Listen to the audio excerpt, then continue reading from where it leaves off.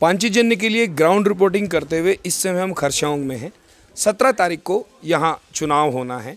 हम यहाँ लोगों से बात करेंगे और यहाँ का मिजाज जानेंगे। वैसे पहाड़ का मिजाज ठंडा होता है, लेकिन यहाँ चुनावों के चलते पहाड़ का मिजाज इस समय गर्म नज़र आ रहा है। हम यहाँ कुछ लोगों से बात करेंगे, उनकी राय जानेंगे और देखेंगे कि आने वाले चुनावों में क्या लोगों का मन है, लोगों का क्या मानना है। आपका क्या नाम हुआ? मेरा नाम निशांत सुनवा। निशांत जी, आप यहीं के रहने वाले हैं? जी। क्या करते हैं आप?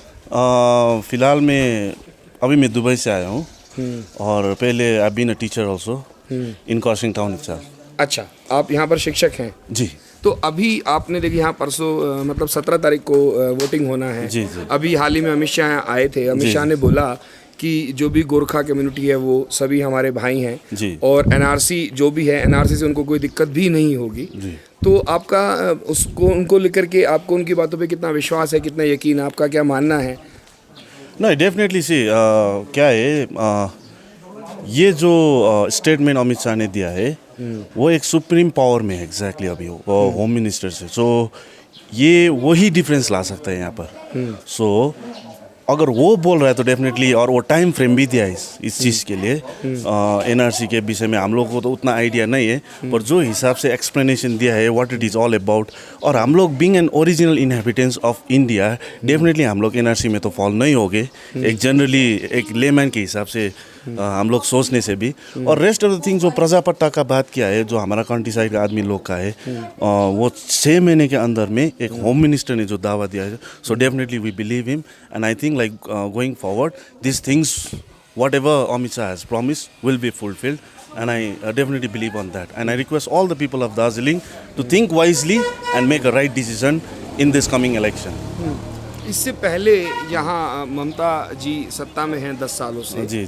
उससे पहले सीपीएम यहाँ सत्ता में थी। आप शिक्षक हैं जी, पढ़ाते हैं, बाहर भी गए हैं जी। तो उन शासनकाल में उनके शासनकाल में ममता जी के शासन में यहाँ क्या कुछ बदलाव हुआ इस इलाके में? डेफिनेटली देखिए, main thing is like changes. कोई भी लीडर हो, कोई सा भी कंट्री का, डेफिनेटली डेवलपमेंट थोड़ी बहुत हुआ है, but it has not meet the expectation of the hills of the Darjeeling in terms of cultural हुआ। क्या यहाँ के लोगों की एक्सपेक्टेशन है, क्या अपेक्षा है यहाँ के लोगों? सी हम दार्जिलिंग का आदमी लोग क्या है, ब्रेवरी तो obviously we are brave, but हम लोग थोड़ा सेंटिमेंट में जाते हैं, ठीक है। और विजनरी लीडर्स लोग जो भी हुआ था यहाँ पर, definitely they have done something as the responsibility that they have been given to, ठीक है। पर जो हमारा कल्चरल सेंसिटिव है, जो हम लोगों को एग्जैक्टली चाहिए, उसमें मेरे हिसाब से उसमें खड़े नहीं हो पाए अभी तक, ठीक है। Because we need something different. Development है, डेफिनेटली हुआ है, सभी आदमी ने डेवलपमेंट किया है, सभी लीडर्स ने किया है, ऐसा नहीं है कि नहीं किया है। Because they are all our people, they have certain love for our area, ठीक है। जो भी हो, मिस्टर गिसिंग हो जिसने एक गोरखालैंड का मुद्दा निकाला था, और हमारा उसके बाद बिमल गुरुंग आया, उसने भी डेफिनेटली रेज उठाया है। हम लोग किसी को बुरा नहीं कर सकते, बिकॉज डेवलपमेंट दार्जिलिंग के एजिटेशन में सभी का एक एक रोल था। पर अभी और इसी संघर्ष के कारण से आज हमारा दार्जिलिंग में एक सेंट्रल का लीडर्स आके यहाँ पर जो स्टेटमेंट दिया है, सभी का इसमें योगदान है। So now it is time for us to accept that and make a certain changes by giving a right vote to a right candidate. Rakesh ji, यहाँ के स्थानीय नेता जो हैं, मतलब जिन्होंने गोरखालैंड के लिए आंदोलन किया, विमल गुरुंग जी अभी अनित थापा उनसे अलग हो गए हैं और दोनों लोग तृणमूल को यहाँ पे सपोर्ट कर रहे हैं। तो उनका यहाँ लोगों के उनसे सेंटिमेंट जुड़े हैं, तो उसका क्या स्थानीय प्रभाव है यहाँ पे अभी उनका, और इस बारे में मतलब क्या आपका अपना मत है? देखिए, गोरखालैंड, हम लोग को गोरखालैंड बोलने से यहाँ से आता है, जो भी वर्ड है गोरखालैंड यहाँ से आता है। मगर जो गोरखालैंड आंदोलन किया, बीच में जाके क्या होता है मालूम ही नहीं होता है ना, अलग अलग हो जाता है। तो इसी कारण हम लोग ने क्या सोचा है कि इस बार जो होगा हम लोग मोदी जी को सपोर्ट करेंगे, और बीजेपी आएगा तो हम लोग का पीपीएस और 11 जात गोष्ठी है। और सबसे बड़ा बात है कि अमित शाह जी ने दार्जिलिंग में हम लोग के लिए जो बात किया है, देखिए उसने इतना पब्लिक के सामने एक बड़ा जनसभा में बोल दिया है कि जो हम लोग का प्रॉब्लम है वो सब पूरा हो जाएगा। जैसे सैनिक स्कूल बहुत इम्पोर्टेंट है हम लोग के लिए। सैनिक स्कूल हुआ, आपका IT सेक्शंस होगा सिलगुड़ी में, और एम्स, जैसा इतना बड़ा बड़ा प्रोजेक्ट आ रहा है खरसाङ दार्जिलिंग में, यही हम लोग के लिए बहुत एक बड़ा चीज़ है। पहाड़ के मेन मुद्दे क्या हैं जिनको लेके लगता है कि ये सब चीज़ें यहाँ होनी ही चाहिए, और जिन चीज़ों को लेकर के आप लोग आंदोलनरत हैं? पॉलिटिकली तो बात करें तो परमानेंट पॉलिटिकल सॉल्यूशन की बात भी अमित जी ने कही है, लेकिन इसके अलावा अन्य स्थानीय मुद्दे भी हैं जो आपकी अपेक्षाएं हैं, जो आप रखते हैं। वो क्या मुख्य मुद्दे हैं जो जिन समस्याओं का सामना यहाँ पे करना पड़ता है आप लोगों को? मेन अभी जो चल रहा है एजुकेशन हब। आज से 10 साल आगे जो था एजुकेशन हब दार्जिलिंग में, देखिए वो आज नहीं है। इतना मतलब इतना गिर गया है एजुकेशन हब, और एम्प्लॉयमेंट का तो आप बात ही मत करिए। यहाँ पर एकदम जितना भी पढ़ा लिखा ग्रेजुएट करो, जाओ दिल्ली में जाओ, बिहार में टीचिंग करो, ऐसा हो गया यहाँ पर। और देखेंगे अब मोदी सरकार को हम लोग ने चुना है, और मोदी जी का जो विश्वास है हम लोग वहाँ को वोट दे के आगे बढ़ाएंगे। और बंगाल में बीजेपी सरकार तो पक्का है, और हम लोग का तीनों सीट में भी बीजेपी सरकार आएगा ही आएगा। पहाड़ की तीनों सीटों पर आप जी तीनों आज जी यहाँ पर आएगी। यहाँ लोग बात कर रहे हैं कि पहाड़ के भी मुद्दे हैं, पहाड़ की भी समस्याएं हैं, और एम्प्लॉयमेंट नहीं है, और इसके अलावा कि एजुकेशन हब कभी दार्जिलिंग हुआ करता था, अब नहीं रहा। तो और स्थानीय नेताओं के बारे में भी बात करें कि लोग बाद में अलग हो गए हैं, तो उसका भी यहाँ पर प्रभाव है। विमल गुरुंग, अनित थापा भी अलग हो गए हैं। तो आपका इस बार पहाड़ को लेकर के आप यहाँ के रहने वाले हैं, आपका क्या मन है, आपका क्या मत है? आप अपना नाम हमें बताएं, और बताएं कि आप इस बार क्या आपको लग रहा है कि किस ओर चुनावी रुख होगा पहाड़ का? मेरा नाम चंदन प्रसाद है। ऐसे तो मैं बिहारी हूँ, लेकिन हम लोग के पूर्वज 100 साल से ज़्यादा से आगा आज मेरा जोड़ेंगे तो 7 पीढ़ी से हम लोग यहाँ पर है।